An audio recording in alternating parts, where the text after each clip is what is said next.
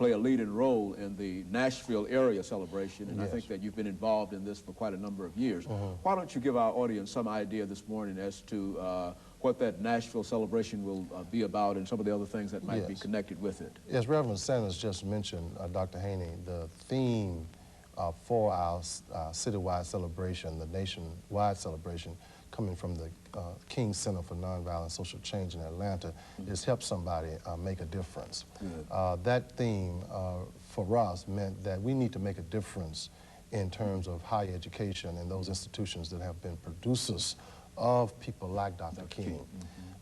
And we have sought then to honor our black colleges in this citywide celebration of Dr. King's legacy. And on Monday, January 16th, we will have our annual march and rally from the various sites in the city. That's sites, tomorrow morning. That's tomorrow morning. Those sites being First Baptist Church, East Nashville, First Baptist Church, Capitol Hill, Mount Airy Missionary Baptist Church, Fisk University, Jefferson Street Baptist Church, American Baptist College, and Bethel AME Church. Those sites will be sites where youth will gather and have brief youth rallies. We are encouraging parents and all persons to encourage the youth, because they will be out of school, to come to those sites, and there will be a youth rally there led by the youth, and then they will march along routes that have been planned for them to come onto the campus of Tennessee State University, where there will be a program at 12 noon.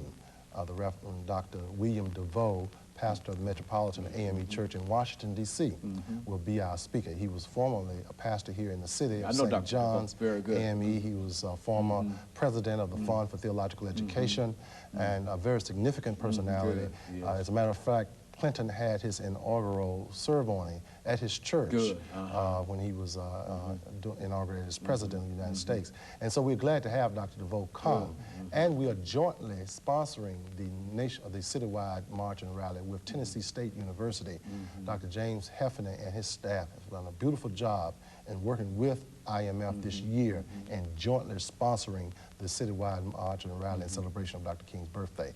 Earlier that day, at 7 a.m., there will be a unity breakfast sponsored by the Jefferson Street Baptist Church and the Peace Officers Association in honor of C.E. Magruder. Mrs. Magruder, as many of our audience listeners will remember, was a community activist and did a lot to bring the community together around issues of Dr. King's life, NAACP worker, and so forth. And they're honoring her this year by having this unity breakfast in her honor. And that's at 7 a.m.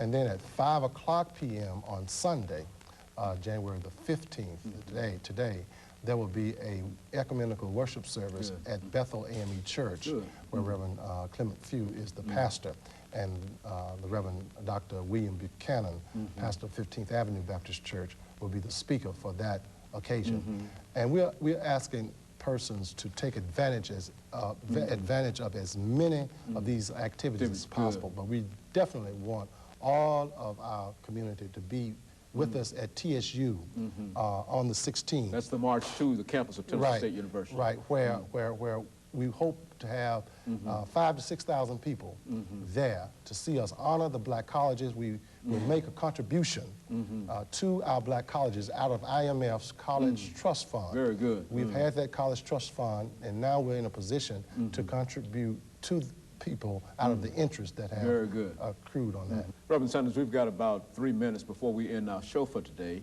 Do you have any final comments in reference to some of the things that we've already talked about, perhaps some of the things that we've not talked about?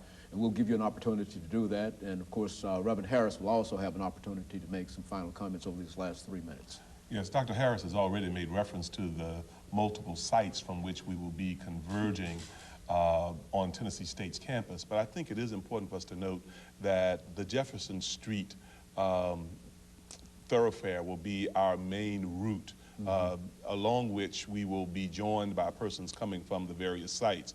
But the fact that we're starting at the Kelly Miller Smith Bridge is very significant for us, because the Kelly Miller Smith Memorial Bridge is a monument that recognizes the life of an individual in our community who was very much involved with Martin Luther King and his efforts during the Civil Rights Movement.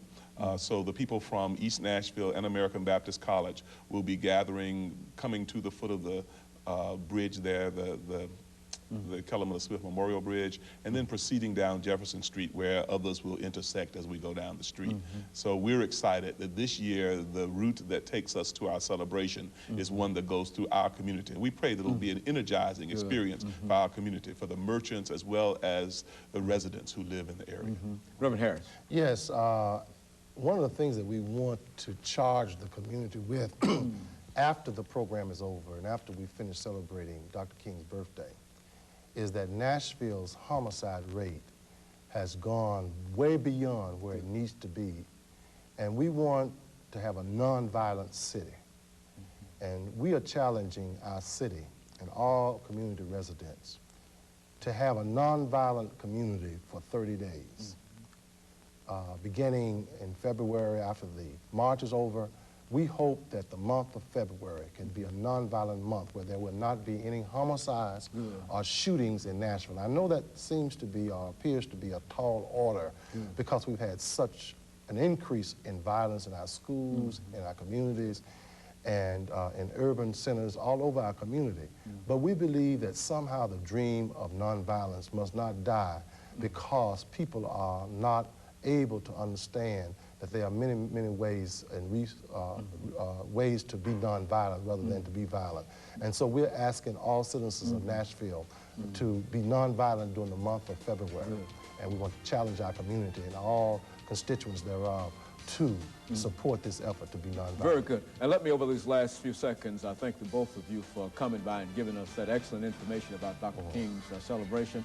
And let me encourage our listeners and our viewers to come out tomorrow morning and to participate in this great celebration. And let me thank you for watching this morning, and let me encourage you to tune in again next week for another informative edition of Comments. Thank you and good morning.